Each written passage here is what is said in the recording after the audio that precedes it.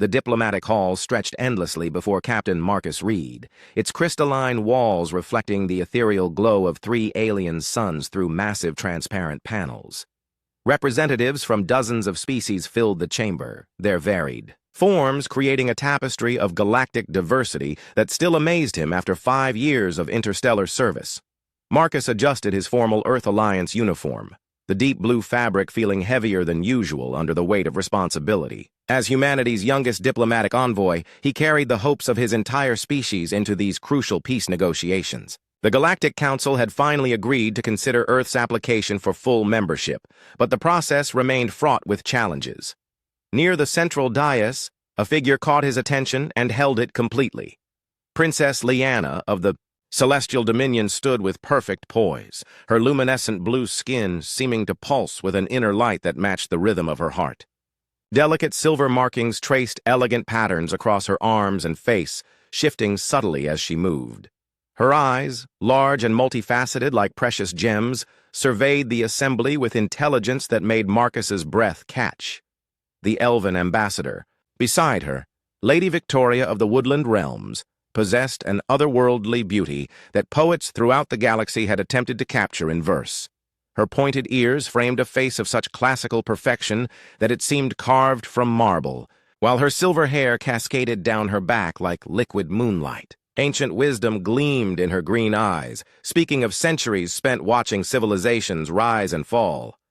Marcus found himself drawn toward their conversation, his diplomatic training warring with personal fascination. The princess spoke with passion about establishing trade routes that would benefit smaller colonies, while Lady Victoria nodded thoughtfully, occasionally offering insights from her people's extensive experience with interplanetary commerce. "The human approach interests me," Princess Liana said, her voice carrying the musical quality common to her species. "They possess remarkable adaptability and innovation despite their relative youth among the stars." Lady Victoria's gaze shifted to Marcus as he approached. "Indeed, their diplomatic corps shows promise. Captain Reed, I believe you have thoughts on the mining rights discussion." Marcus felt heat rise in his cheeks as both women turned their full attention to him. "The asteroid belt territories could provide resources for all parties if we establish a rotating access schedule," he managed, his usual confidence wavering under their combined scrutiny. The princess tilted her head, studying him with those mesmerizing eyes. A practical solution, yet one that requires significant trust between species who have limited interaction historically. "Trust builds through shared experience," Marcus replied, finding his footing again. "My people believe that working together on smaller projects creates foundations for larger cooperation." Lady Victoria smiled, the expression transforming her already beautiful features into something that could have stopped wars.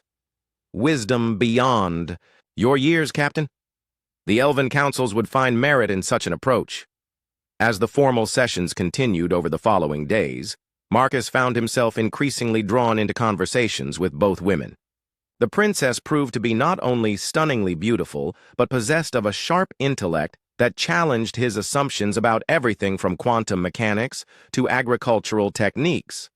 Lady Victoria displayed a wit that perfectly complemented her ancient knowledge, making even the driest policy discussions engaging through her unique perspectives. During evening receptions, Marcus would catch himself watching Princess Liana as she moved through the crowds, her graceful manner and genuine interest in others making her the center of attention wherever she went. When she laughed at something, Lady Victoria whispered.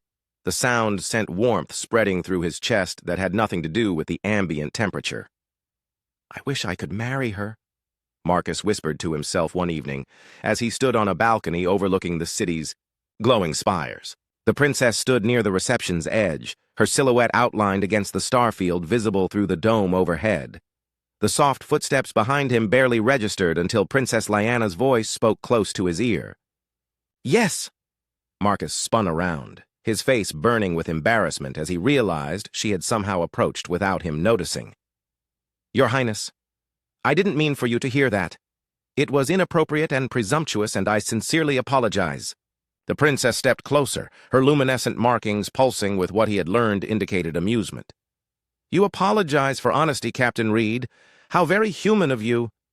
I've compromised my professional standing and possibly damaged diplomatic relations between our species, Marcus said, unable to meet her eyes. My personal feelings have no place in these negotiations. Do they not? Princess Lyanna moved to stand beside him at the balcony railing. My people value emotional honesty above almost all other qualities. We believe that those who cannot acknowledge their own hearts lack the wisdom necessary to guide others. Marcus looked at her then, seeing something in her expression that made his pulse quicken. Your Highness. Lyanna, she corrected gently.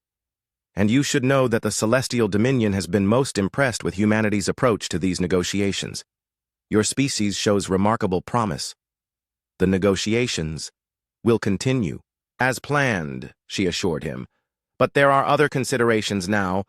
My father has been urging me to choose a consort from among the allied species to strengthen diplomatic bonds.